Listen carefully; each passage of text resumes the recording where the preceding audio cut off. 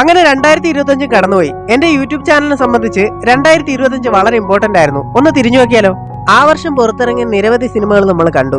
പല ആഘോഷങ്ങൾ കൊണ്ടാടി, പല ആഘോഷങ്ങളുടെയും ഭാഗമായി, പലതരം ഭക്ഷണം നമ്മൾ കഴിച്ചു, പലതരം കാര്യങ്ങളും ചെയ്തു.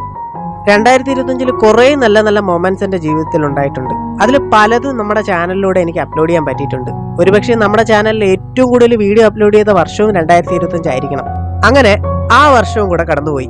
ഒരു കൊല്ലം പോയ പോക്കേ. 2025 അവസാനത്തെ സായാഹ്നം ആഘോഷിക്കാനായിട്ട് ആദ്യം നമ്മൾ പോയത് കഴക്കൂട്ടത്തേക്കാണ്. ആദ്യം വിശപ്പ് മാറ്റണം. അതിനായിട്ട് നമ്മൾ പോയത് കഴക്കൂട്ടത്തുള്ള ഹൈ റേഞ്ച് 2.0 റെസ്റ്റോറന്റിലേക്കാണ്. വളരെ വെറൈറ്റി ആയിട്ടുള്ളൊരു മെനു ആണ് ഇവിടെ ഉള്ളത്. നമ്മളവിടെ ചെന്നപ്പോ റെസ്റ്റോറന്റിൽ അത്യാവശ്യം നല്ല തിരക്കായിരുന്നു. അതുകൊണ്ട് നമ്മൾ കുറച്ച് ചുറ്റിക്കറങ്ങിയിട്ടൊക്കെ വന്നിട്ട് കഴിക്കാമെന്ന് വിചാരിച്ചു. റെസ്റ്റോറന്റിന് തൊട്ടടുത്തൊരു പള്ളിയുണ്ട്. അതിന് ചുറ്റുമുള്ള മരങ്ങളിൽ ധാരാളം നക്ഷത്രങ്ങൾ കെട്ടിത്തൂക്കിയിട്ടുണ്ടായിരുന്നു. അതൊക്കെ കണ്ട് നമ്മൾ മെല്ലെ പള്ളിക്കടുത്തേക്ക് നടന്നു. ക്രിസ്മസും ന്യൂ ഇയറും പ്രമാണിച്ച് പള്ളിയും പരിസരമൊക്കെ നല്ല ഭംഗിയായിട്ട് അലങ്കരിച്ചിട്ടുണ്ടായിരുന്നു. കൂടാതെ പള്ളി കോമ്പൗണ്ടിന്റെ അകത്ത് തന്നെ എന്തോ ഫെസ്റ്റ് നടക്കുന്നുണ്ടായിരുന്നു. പല ഡിസൈനിലുള്ള നിരവധി പുൽക്കൂടുകളാണ് പള്ളി പരിസരത്ത് പ്രദർശനത്തിന് വെച്ചിരുന്നത്. അതുപോലെ ഒരു ബത്ലഹേം ഗ്രാമം തന്നെ പള്ളിയുടെ കോമ്പൗണ്ടിൽ ഒരുക്കി വെച്ചിരുന്നു.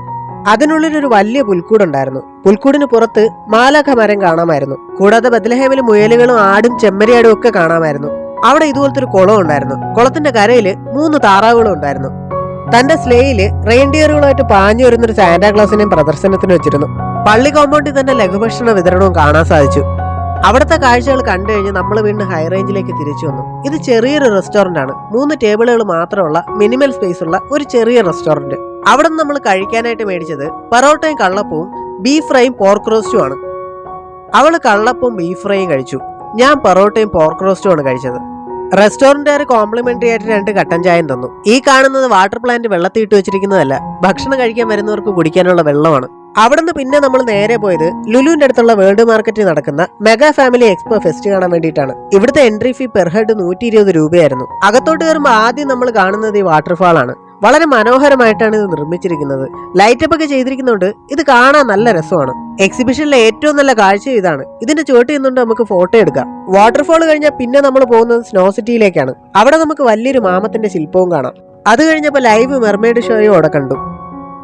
എക്സിബിഷനിൽ നിരവധി സ്റ്റാളുകൾ ഉണ്ടായിരുന്നു. അവിടെ നിന്ന് നമ്മൾ ഒരു ബോക്സ് അലുവയും മേടിച്ചു. പിന്നെ ഈ സ്റ്റാളിലെ ചേച്ചി ലൈവ് ഡെമോ ഒക്കെ കാണിച്ചപ്പോ ഈ സോപ്പും മേടിച്ചു. അവിടെ നിന്ന് ഇറങ്ങി ലുലുലും കൂടെ ഒന്ന് കയറിയായിരുന്നു. 11 മണി കഴിഞ്ഞുകൊണ്ട് ഒട്ടുമിക്ക സ്റ്റോറുകളും അടച്ചു. അവിടുത്തെ മെയിൻ അട്രാക്ഷൻ ഈ മരമായിരുന്നു.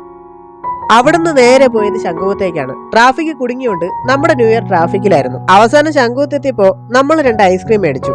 അവള് ബട്ടർ സ്കോച്ചും ഞാൻ ബ്ലാക്ക് കറന്റും എടുത്തു. അപ്പോ ഹാപ്പി ന്യൂ ഇയർ.